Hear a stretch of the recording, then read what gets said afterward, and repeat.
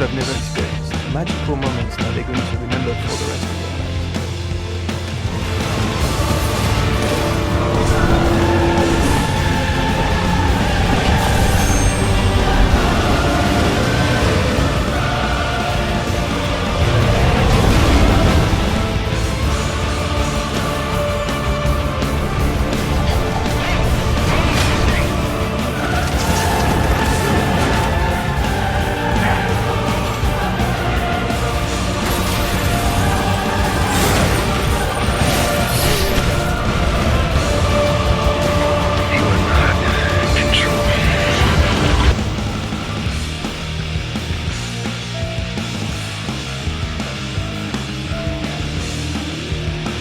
I would like to make a small addition.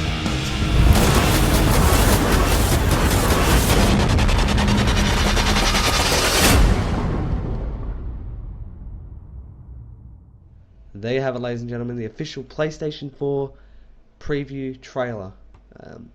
Sony announced this console earlier today. I was actually sleeping, so I missed the press conference, but I've done a little bit of research, and I'm just going to inform you on some of the features that the PlayStation 4 will have, and a couple of little extras about the controller and what to expect with the PlayStation Eye.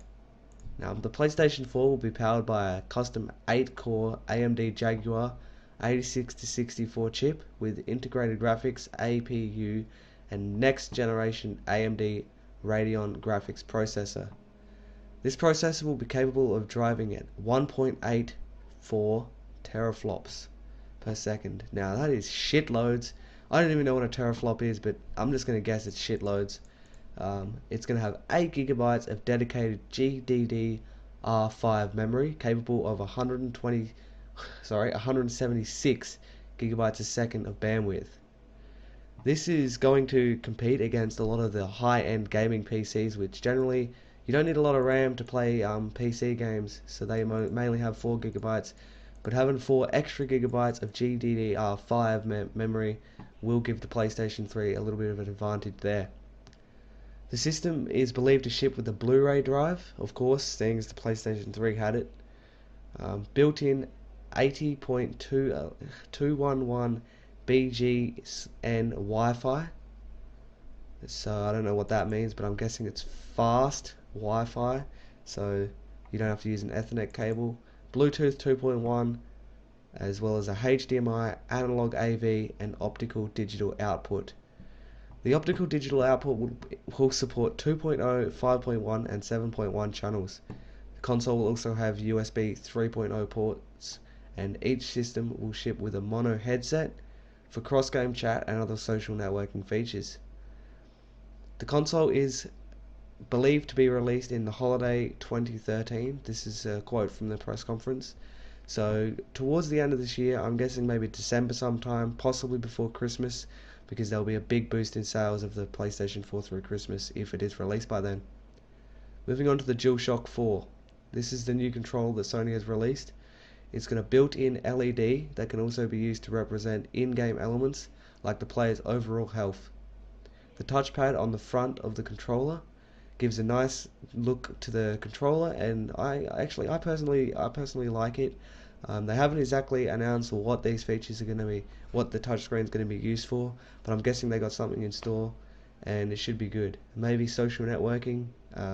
It's just a little share your trophies and stuff like that.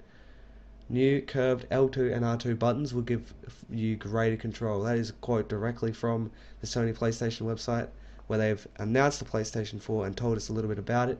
And to me, that is a great, because the old PlayStation 3 DualShock controller didn't really have the best L2 and R2 buttons, and they sort of annoyed me at times when playing games.